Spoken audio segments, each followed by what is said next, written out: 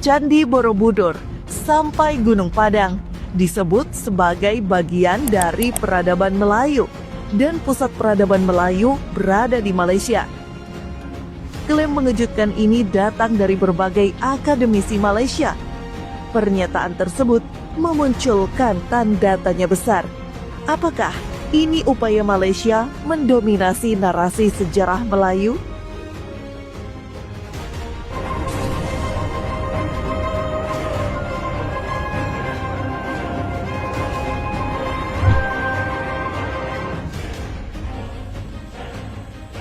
Isu klaim budaya antara Indonesia dan Malaysia akhir-akhir ini kembali marak, terutama di dunia maya. Netizen Indonesia dan Malaysia riuh setelah YouTuber terkenal dari Amerika Serikat, iShowSpeed, melakukan streaming di Malaysia pada akhir tahun 2024. Ketika itu, ada warga Malaysia yang memberikan baju batik sambil mengatakan kepada iShowSpeed bahwa batik berasal dari Malaysia. This is Malaysia traditional Malaysia Really? traditional wear batik. Batik? Yeah, you must wear it. You must wear it. You will know batik. Where is batik from? Batik originated in Indonesia. Jika kita hitung, sangat banyak klaim yang dilakukan Malaysia atas warisan budaya Indonesia, mulai dari rendang, keris, reok, dan sebagainya. Namun yang tidak kalah bahayanya adalah klaim Malaysia atas sejarah Indonesia. Mengapa semua itu dapat terjadi? Kalau kita perhatikan, Malaysia terlambat membentuk sebagai sebuah identitas bangsa, sehingga terkesan baru mencari jati diri mengikuti Indonesia.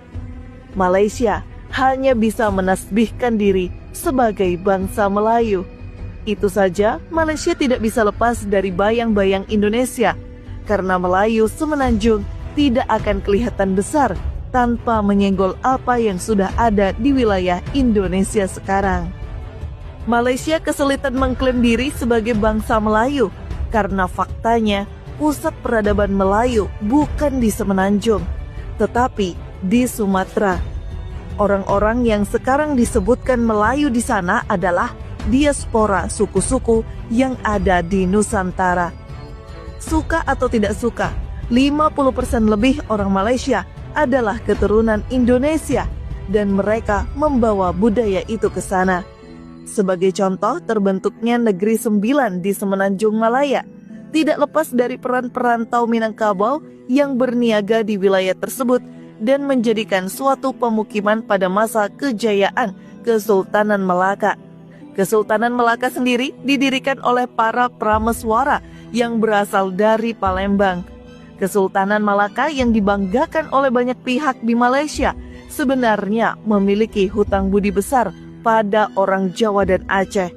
Saat Malaka dikuasai oleh Portugis pada tahun 1511, Kesultanan Aceh dan Demak membantu kerajaan Malaka untuk lepas dari penjajahan Portugis.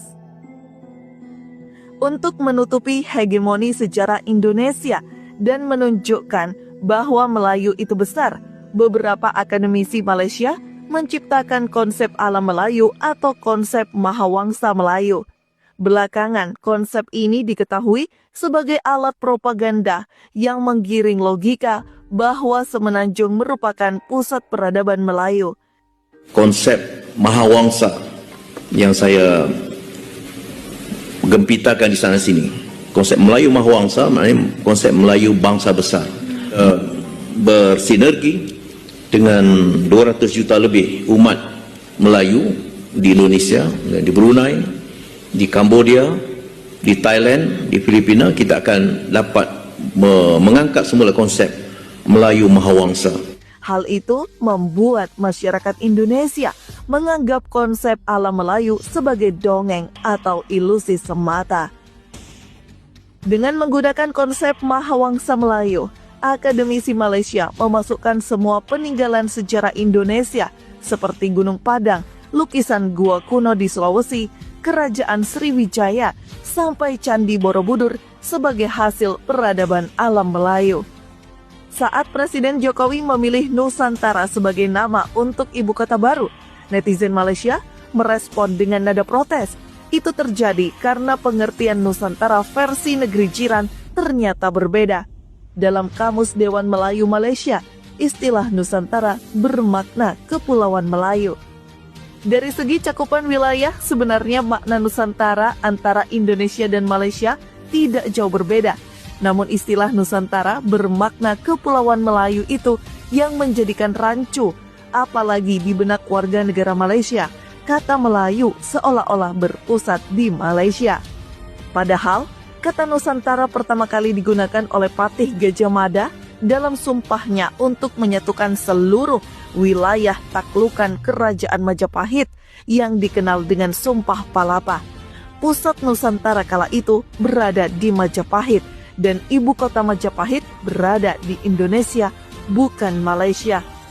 Apabila dikatakan dahulu di Nusantara belum ada batasan antara Indonesia-Malaysia, tapi kenyataannya asal budaya dan pusat peradaban itu sekarang masuk teritorial wilayah Indonesia. Mungkinkah Malaysia mengalami krisis identitas jati diri bangsa? Krisis identitas jati diri bangsa itu tampak dengan adanya upaya propaganda Malaysia untuk mendominasi sejarah dan budaya Melayu. Hegemoni Malaysia atas Melayu juga dilakukan dengan mendoktrin superioritas etnis Melayu, dengan memunculkan konsep ala Melayu yang mengadopsi konsep Austronesia menjadi semua suku-suku di Nusantara adalah Melayu. Pada awalnya, Malaysia mengungkapkan bahwa konsep ala Melayu tidak ada sangkut pautnya dengan suatu negara di Nusantara. Namun, di sisi lain, Malaysia berusaha mengklaim diri sebagai bangsa dan negara Melayu. Sikap hipokrit ini yang menjadikan konsep ala Melayu seperti benang kusut dan rekayasa Malaysia saja. Sejumlah fakta menggugurkan konsep ala Melayu tersebut.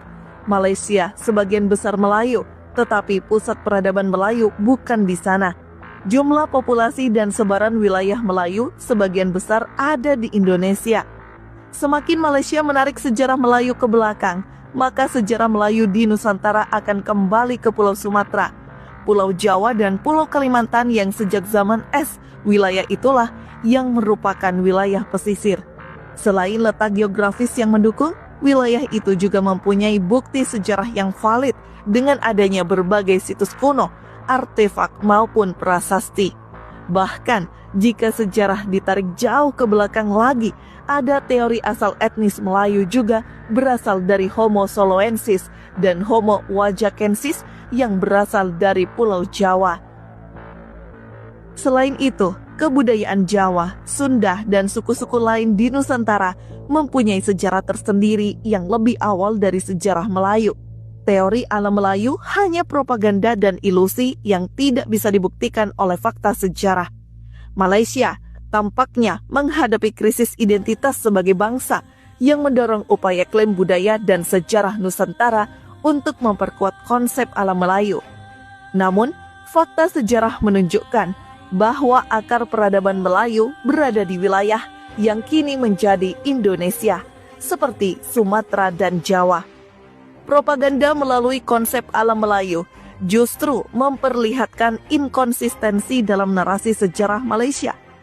Dengan teritorial modern yang jelas, klaim semacam ini sulit diterima dan beresiko merusak hubungan serumpun.